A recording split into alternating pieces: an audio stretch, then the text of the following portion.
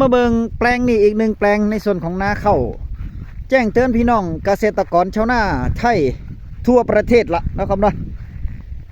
บ้านพ่อใหญ่การอำนาจเจริญนะครับเนาะตั้งแต่มาขึ้นเลยละฝนพี่น้องฝนบ่แม่นหยังดอกแจ้งเตือนเรื่องอุตุนิยมวิทยามันแจ้งเตือนประกาศมาคือกันว่าฝนมันจะตกบ้านพ่อใหญ่การปอกแป๊กปอกแป๊กตั้งแต่มาขึ้นล่ะมาฮอดมือนี่ท้องฟ้าครึ้มเด้ท้องฟ้าอึมครึ้มตลอดเวลาเลยแต่ถามว่าฝนตกบ่มันตกอยู่เด้ตกปลอกแป๊กปลอกแป๊กปลอกแป๊กนะครับนะตกบ่หลายตกบ่หลายอ้อยๆนี่แหละฝนมันอ้อยนะครับนะเพิ่นเอิ้นฝนปล่อยลมออกลมกุดหัวออกคุณว่าปลายฝนต้นหนาวปลายฝนต้นหนาวลมหนาวนั่นเนี่ยลมมาแต่ละเทียนี่เย็นเยือกเลยเมื่อวานจนพ่อใหญ่การตอนแรกนั่นแม่บ้านจนได้จี้เข้าให้กินแล้วบ่ได้ มันหนาวอากาศมันหนาวนะครับเนาะจี้เข้าให้กินแต่ว่าจี้เข้าก็ต้องกินร้อนๆเด้อถ้ามันเย็นมากนี่มันแข็งเด้เข้าจี้ แจ้งเตือนนะพี่น้องเนาะหน้าห้วยแปลงนี่ข้าวเจ้าใหญ่หอมมะลิ105ล่มบ่ละล่มละพี่น้องเข้าพยาการนะเบิ่งติละเด้ล่มละก็ย่อมล่มพมนี่ละย่อมล่มพมนี่แหละแต่ว่าถามว่าปีนี้นี่หน้าพื้นที่7 ไร่พยาการพ่อใจอยู่นะครับเนาะกับหมากกับล่วงเบิ่งล่วงเข้าติละมันใหญ่มันยาวอยู่ได้พี่น้องล่วงเข้านะครับเนาะถือว่าล่วงเข้าได้ผลอยู่ใหญ่ยาวอยู่ใหญ่ยาวอยู่ดอกล่วงเข้าหอมมะลิ105นี่หอมมะลิ105พี่น้องนี่ถือว่าได้การอยู่ดอกนี่มีแต่หมากแต่ล่วงหมดเลยนี่มีแต่หมากแต่ล่วงอยู่ปีนี้หญ้ากับว่ามีเพราะว่าคุมหญ้าเนาะเขาเนาะปีนี้คุมพยาการคุมหญ้าอดบ่ได้แต่ว่าฟังทั้งพี่มันวันตั้งแต่เมษาดิพี่น้องวันเมษาเข้ากลมแล้วเด้นี่เข้ากลมละน้ำกับเป่งแล้วเนี่ยให้นี่เป่งแล้วแต่ว่าบกง่ายดอกบกบ่แห้งจักเทียดอกพี่น้องเวลาเป่งน้ำเนี่ยบ่แห้งจักเทียดอกน้ำน่ะแต่ว่าฝนก็จะตกลงมาอีกบัดนี้เพิ่นว่าอุตุแจ้งประกาศเตือนมาพายุจะเข้ามาอีกลูกหนึ่งห้อยคือหลายลูกแท้เนาะพายุแต่ว่าจะได้รับผลกระทบหรือบ่ได้รับผลกระทบก็รอฟังประกาศต่อไปวันที่3 ถึงวันที่7 พฤศจิกาพี่น้องวันที่3 ถึงวันที่7 พฤศจิกาพายุจะเข้ามาอีกลูกหนึ่งมารอลุ่นรอเบิ่งว่าจะมีผลกระทบกับประเทศไทยบ่ผลกระทบมั่นเนาะครับนะรอเบิ่งสะก่อนว่าจะเป็นจังใดแต่ที่แน่ๆนี่ก็คือมือนี่ฝนตกปล่อยๆแต่ว่าก็ถือว่าห้ำเขาเจ้าดอนี่แหละเนาะฝนห้ำเพื่อนฝนห้ำเขาเจ้าดอพี่น้องไทยบ้านเพิ่นก็เกี่ยวเข้ากันเริ่มคือกันเด้เกี่ยวเข้ากันหลายเติบอยู่เด้หลายผู้หลายคนเด้เกี่ยวเข้าน่ะเกี่ยวเข้าหลายผู้หลายคนอยู่แต่ว่าคนที่ตากเขาก็มีที่บ่ทันได้ตากเขาก็มีแต่ว่าส่วนมากเขาเจ้าดอนี่ย่ามเก็บเกี่ยวแล้วเพิ่นก็เอาไปขายกันเบิดเนาะเก็บเกี่ยวเรียบร้อยก็เอาไปขายกันเบิดส่วนมากบ่เอาไว้ที่ตากไว้ก็เป็นส่วนมากก็จะเป็นข้าวปลูกแค่นั้นเด้ก็จะเป็นข้าวปลูกแค่นั้นอุ้ยป่าเป่งน้ำลาป่ามันลงพี่น้องแต่ว่าขอโทษตอนแรกนี่บ่เท่าใดดอกเบิ่งก้นรีบ่นะแต่ว่าป่าหลายอยู่เบิ่งแล้วป่าหลายอยู่แต่ว่ากลางคืนมานี่ตะกี้น้ำมันหลายเนาะอุ้ยหอยนี่เต็มรีเลยพี่น้องนี่หอยนี่เต็มรีเต็มแยงเลยหอยนั่นได้เนี่ยกระสอบปุ๋ยยูเรียนี่ได้ทีละกระสอบปุ๋ยมันเด้มันคือหลายแท่น่ะหอยเชอรี่ปีนี้นี่หอยเชอรี่หลายหอยเชอรี่หลายเพราะว่าปีนี้นี่ถือว่าฝนดีฝนส่งเด้ฝนส่งน้ำดีแต่ว่ามาเสียอีกอย่างหนึ่งก็คือเข้าเนี่ยมันทอกบ่ค่อยพร้อมกันจักเป็นยังไงแต่ว่าเป็นบางหม่องเด้เป็นบางนาบางแปลงแค่นั้นเด้อย่างของพยาการหน้าห้วยมองนี่หน้าห้วยนะครับเนาะพื้นที่7 ไร่นาให้ใหญ่นี่7 ไร่แต่ว่ามันก็ทอกพร้อมกันเบิดอยู่ไอ้ซุ่มที่วันเมษาเนี่ยครึ่งให้นี่มันทอกพร้อมกันเบิดอยู่ยกเว้นปัน3ทางพุ่นกับกำลังทอกแล้วเขานะทางพุ่นกำลังทอกแต่ว่าซุ่มที่วันเมษานี่มันกลมหมดแล้วได้เนี่ยมันกลมหมดแล้วพยาการก็เลยเป่งน้ำแน่พยาการก็เลยเป่งน้ำเนาะครับเนาะ แต่เบิ่งหมากเบิ่งล่วงมันแต่ละล่วงใหญ่ล่วงเงาบ่พี่น้องนี่นี่ล่วงใหญ่ล่วงเงาอยู่ได้เข้าพญาการน่ะมาลุ้นรอเบิ่งว่ามันจะได้จักตันแค่นั้นล่ะปีละจักตันก็ว่าไปเนาะครับเนาะเบิ่งป่าป่าเข็งเท่านั้นเลยพี่น้องป่าเข็งเท่านั้นเลยมันลงไปแล้วก็ขึ้นมามันเล่นน้ำเนาะ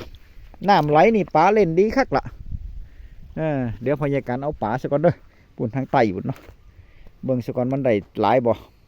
โอ้ยป่าบ่ได้พี่น้องได้แต่อีหอยเต็มนึงแต่ว่าป่าเข็งก็พอได้ปนอยู่ดอกได้แต่ป่าเข็งลงหลายแต่ว่าปลาดุกปีนี้ปลาดุกบ่มีเลยนาห้วยพยาการนาห้วยบ่มีเลย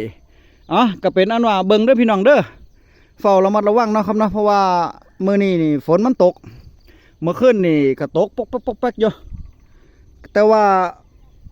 อันนี้น่าจะเป็นเพิ่นเอิ้นว่าบ่แม่นพายุเนาะครับเนาะเพิ่นเอิ้นว่าร่องมรสุมนั่นน่ะร่องมรสุมมันพัดผ่านลงมาแต่ว่าสิ่งที่สำคัญที่อุตุเตือนก็คือพายุที่จะเข้ามาพี่น้องพายุที่จะเข้ามาก็คือตั้งแต่วันที่3 หอดวันที่9 พฤศจิกาเนี่ยแต่ว่าฝนจะตกแท้ๆวันที่7บ่4 5 6 7นี่แหละลอยกระทงพอดีละฝนตกบัดนี้ก็ระมัดระวังเด้อไผออกการออกงานเวทีเครื่องเสียงไฟประดับนี่ก็มัดไว้ดีๆย่านล่มเนาะเขาเนาะย่านมันล่มย่านเวทีมุนย่านไฟมุนก็มัดไว้ดีๆพอในการก็จะออกงานลอยกระทงคือกันแต่ว่าเบิ่งซะก่อนเพราะว่าเบิ่งคำสั่งของทางภาครัฐบาลเนาะเขาเนาะที่ขอความร่วมมือว่าให้อย่างก็ให้ลดความเลื่อนเล่งเนาะคำนะว่าเจ้าภาพเพจว่าจังไดยังบ่ทันได้ตอบรับกลับมาอยู่แต่ว่าที่ยกเลิกไปกับมีที่ยกเลิกไปกับ2 งานแล้วนะครับนะในส่วนของงานลอยกระทงไฟประดับ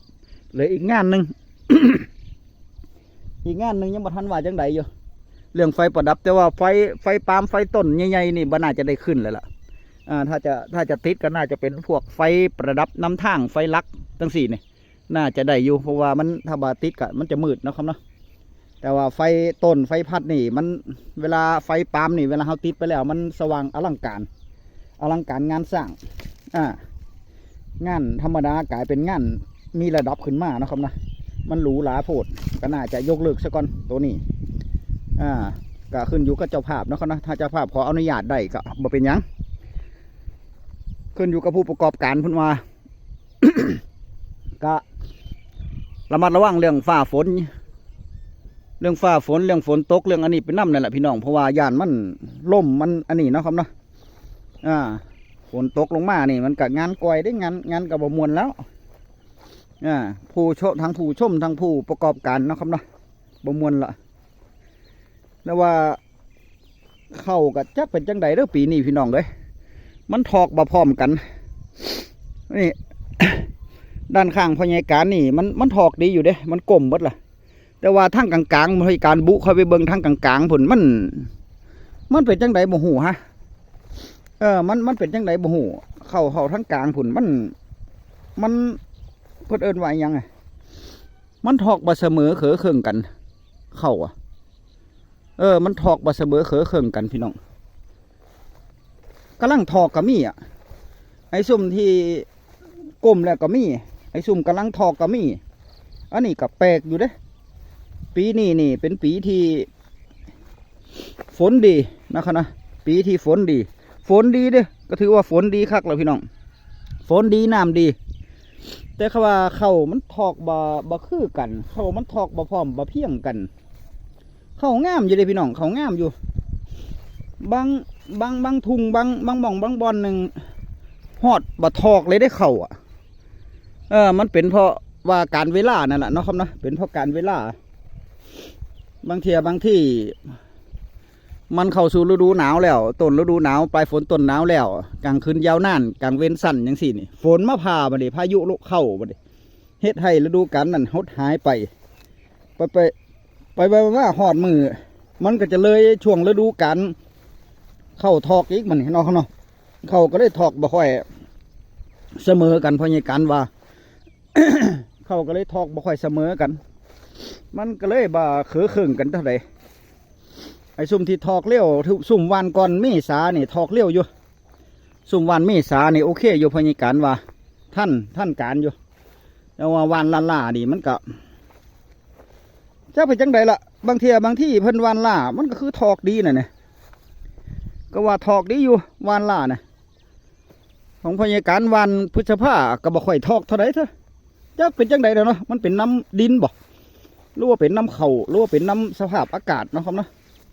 นี่แหละปัญหาพี่น้องการเฮ็ดหน้าเนาะครับนะการเฮ็ดหน้า